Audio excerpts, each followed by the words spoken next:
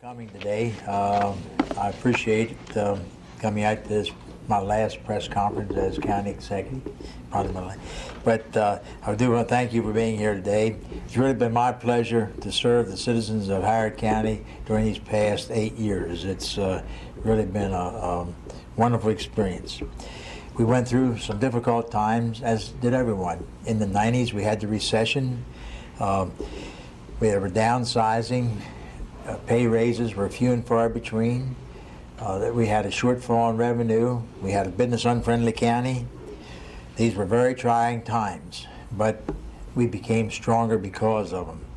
Today, we have a rainy day fund that is full. We have a AAA bond rating from all three bond rating agencies, one of only 14 counties across this country that have a AAA bond rating from all three companies.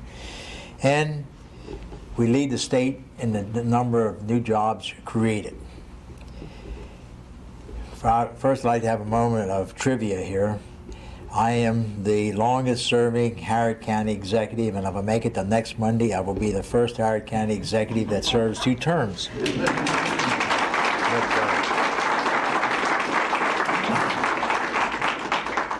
But on a more serious note, I do have a concern, and that is a concern that we're developing in this county about us versus them. It's an attitude that we should not have, but I feel it's important that we do 3 things here this morning. One, I want to thank the government employees for the wonderful job they do day in, day out. The Howard County citizens and the businesses in this county are fortunate to have dedicated employees as we have here in the Howard County government. I want to thank them for what they've done. The second thing I want to do, I want to thank the businesses and citizens for all that they do. It never ceases to amaze me that so many citizens and businesses contribute so much time and money to make Howard County the wonderful place it is. The third thing, I want to emphasize the importance of continuing to support our community. And we cannot have a supportive community if we are divided. And again, it is not us versus them. We are all in this together. We must work together. My motto has been success through collaboration. I can't do it alone, you can't do it alone, but together we can do it. As county executive, I've spoken many times about citizens and businesses with different views coming together to help our county. Consensus was achieved because we have a unified goal, and that is to make Howard County the best it can be. My job was made easy because everyone had put aside their selfish interest and made the decisions that were best for the entire county, not only today, but for the next generation. There is really a sense of community in Howard County, and I want to see that sense of community continue. This sense of community seems more prevalent here than anywhere else. You ask any other person in other counties. My colleagues in other counties are envious that our citizens and business contribute so much to make Howard County what it is. Nowhere is this sense of community more evident than in our business community. I've met quarterly with the CEOs of the major firms in Howard County. I meet monthly with the executive committee of the Chamber of Commerce. The businesses do have a community outreach, and it is reflected in their budgets and in their policies. Many of these executives, many of these businesses require their executives to participate on some of the nonprofit boards in the county. Most of these firms have a budget that gives generously to the human services and to educational institutions. Without the support, without the financial support of these businesses, many of the nonprofits would not exist. The Columbia Foundation, if you look at their annual report, look at the businesses that give here. And 1/3 of the businesses that contribute, or the individuals or businesses that contribute between $5,000 and $100,000 are what they call the builders and developers, the people we malign so much. But the Columbia Foundation, grassroots, domestic violence, and etc. These businesses, or these nonprofits, could not exist without the support of the businesses. These nonprofits, then, they do not exist, could not help our community. They could not take care of the homeless problem, which we have. They cannot take care of other problems we have. The developer and the builder part of our business community has been maligned, yet they contribute so much. The developer and builder, the real estate industry, is probably our biggest industry in Howard County, probably most counties. It includes bankers, developers, builders, electricians, plumbers, laborers, suppliers, and others. And I'm very concerned about the perception that this part of our business community is receiving. People feel that the builders and developers and some other businesses are greedy. This is not true. You see headlines in the paper, this candidate takes money from builders. I say, so what? Yeah, where are the headlines about other special interest groups? All developers, builders, and other special interest groups, in fact, all businesses, citizens, what they want from government is predictability. That's a simple thing, predictability. They do not want the rules to change in the middle of the ball game. Businesses not only contribute money, but they also provide leadership roles. Leadership Howard County lists the many individuals who have graduated from its program and have gone on to serve the community through the nonprofit organizations. There are over 400 people, many of them wearing several volunteer hats, serving the community.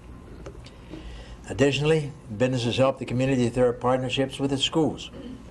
These partnerships help reduce the demand on our tax dollars, as well as provide expertise that would be impossible to provide in a public education setting. Businesses serve as excellent role models and mentors for our young people. Johns Hopkins Applied Physics Laboratory, W.R. Grace Company, the banking and investment community, the building community, and a number of businesses are providing expertise on a continuing basis through these school business partnerships. When someone is looking for a donation to support a worthy cause, where do they go first? The names that come forth are Ryland, the Rouse Company, Security Development, Williamsburg Builders, and many, many more.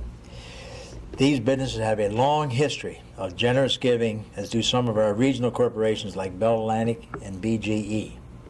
And then it's the little things that do not get in the headlines that really stand out in my mind. For example, when Jim Greenfield from Columbia Builders renovated the American Red Cross headquarters at Oakland, Fred Glassberg spearheaded the efforts to build Wintergrove. Mike Spear, the former executive from the Rouse Company before his untimely death, began the Hospital Foundation and built a new wing on the hospital. The Columbia Foundation is supported generously by Nations Bank. And Christmas in April would never make it without the building trades supporting it, the donation that they give. It would not happen. Patriot Homes built a playhouse for an elementary school. Athletic teams are sponsored by businesses. We would not have the recreational leagues in the county. It wouldn't be for businesses that would provide the coaches, the umpires, and money for uniforms, for travel, for refreshments. I believe we have more youth in Howard County participating in some type of sports program than any of our surrounding counties. And it would not be possible without the support of the business community. And the businesses of this county require less government support, so more of their tax dollars go to subsidized services that the average taxpayer receives. The average taxpayer in Howard County, the amount of piggyback income tax they pay and property tax they pay, does not pay for the services they receive. This check here, this is our largest property tax payer in the county, BG&E. This is their property tax for this year, $6.1 million. BG&E requires very little government services. Yet, they are our biggest taxpayer, property taxpayer. This goes to help subsidize the quality of life that you and I receive. And this helps keep our property and piggyback income tax rates down and the quality of services up. The fact that businesses contribute so much to the community brings to mind a theory that was presented by Jerry Rifkin, author of End of Work. And he was a featured speaker at a recent Chamber of Commerce meeting. Mr. Rifkin concludes that society now, and even more so in the future, is supported by three legs: government, businesses, and human services. When you study this analogy and understand how delicate a three-legged stool can be, the importance of each leg supporting the other leg becomes very critical. The issue is balance. It's very difficult to balance a two-legged stool, but three legs you can. What do we need to have to maintain a strong community? What are these components? For a viable community, each leg of the stool, government, businesses, and human services, must support the other two legs. By contributing both to human services and the government, the business community here in Howard County understands its interdependence and is doing its part. But how about the rest of us? In order for us to have quality jobs, we must support the business community. Businesses, including developers and home builders, make it possible for the average citizen to enjoy a high quality of life. We must support the human services sector, and government must fully understand this interdependence and work to maintain a healthy balance. And let me say, it is not easy for government to maintain this healthy balance. Most citizens do understand, but all too often, there are segments of the community that exhibit that us against them attitude. Government must do what is best for the entire county. You know, at times I receive a petition maybe with 100 signatures on it. The signers want me to do this or do that. Sometimes I do not do what they ask for, because if I would do it for those 5,000 people, it would adversely affect the other 225,000 people in the county. Government must think about not only the people that bring in the petition, or not only the people bring a problem or an issue to you, but the entire county. We must look at the whole county, not just one part or one sector. And we not only have to worry about the county, we must think regionally. We cannot do something in Howard County that will adversely affect the other counties or Baltimore City. You know, being against something is one of the easiest things in the world. It's easy to be against something. Some have the idea that growth is horrible and that developers and builders are evil. However, the truth is that if we are not growing, we are not prospering. You show me a county that is not growing, and I'll show you a poor county. And you can look around the state and see those counties. During my administration, residential building permits averaged annually under 2,000. This is down from the 80s, when there was an annual average of over 3,900. Residential growth is now managed and directed, and residential growth is helping Howard County prosper. Citizens and elected leaders need to know and understand that government and our residents are dependent on that other leg of the stool, businesses. And businesses include developers and builders. Please understand, I'm not supporting overcrowded schools or clogged roads. I believe Howard County is keeping up with the school and road needs. As I leave office, I want to leave the new leaders and the citizens of this county with two challenges. First is that each of you look closely at whatever may confront the county and make sound decision which fosters the three legs that support and maintain our society: government, businesses, and human services. The second challenge is to get public input, but always do what is best for the entire county. I want to thank you for your support over the last 8 years, and it has really been an honor to serve as your county executive. And I want to wish the new county executive, Jim Roby, well, and the new county council. And again, thank you for coming. I'll be glad to respond to any questions that you may have. Great. They're easy to answer. Okay, well, thank you. Oh, man, yes, sir. What are you going to do now? I'm looking for a job. I'm going to be a reporter. That doesn't pay good. Ours are good.